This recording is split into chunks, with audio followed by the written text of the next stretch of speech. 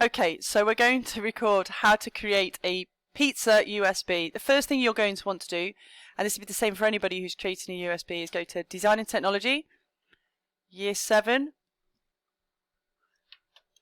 and find on the Year 7 page the USB page that has the USB outline. This won't open unless you have 2D Design already open. So open 2D Design, open the USB project page, download the USB outline, and this is the exact size of the USB you are working on.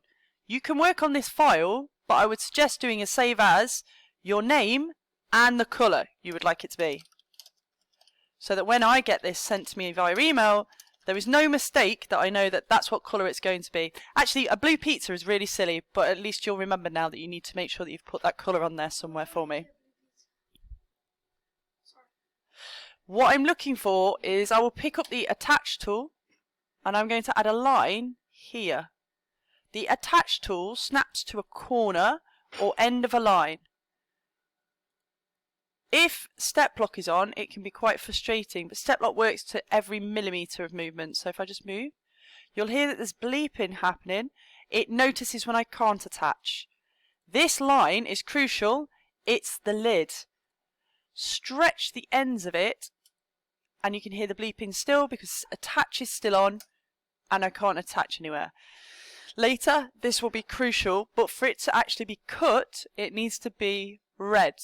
Line colour is here and you want to change it to red. Right then, now let's go get our piece of pizza. So we're going to take this whole piece of pizza here, or this whole pizza, not piece of pizza, lots of pieces, and paste them in. And we're going to need to vectorize this image. I'm going to make it monochrome because there's only 2 colours I'm going to need here, and click OK. The reason for me not cropping at the start is that if I take away this layer and then vectorize, it will leave me with a huge black box afterwards. So if you're going to clip or take away extra, I don't know, Shutterstock text that's been put on there, you should do it afterwards using the clip tool. And this one I want to actually delete the inside from. This is going to be a really quick way to draw because around the outside of this pizza I now need to make it fit within my USB. This is blown up into tiny little lines which makes it harder to work with. And what I'm going to do is drag over all of this and click Ctrl and G to group. All of your shortcut keys are under Edit. That's now grouped. It's one single line or shape. So when I move it, that moves together. I'm going to put the pizza over the top and I'm going to actually send the USB here to the back, Ctrl and B. So when the layer's there, bring the pizza to the front, Ctrl and F, and you'll see that I can see it really clearly, the red and the black. I want the pizza, or whatever your shape is, to be as close as possible to the edge, but not so close it would snap. So the rule here is about 2 millimeters. So that's perfect. Okay, really, really nice. I'm going to ungroup the USB and I'm going to drag this line, the lid line, so it's inside the shape so that I can run a contour around the outside of the pizza so it will actually cut out. I'm going to make this really small, 0.1. I want this edge line to be red.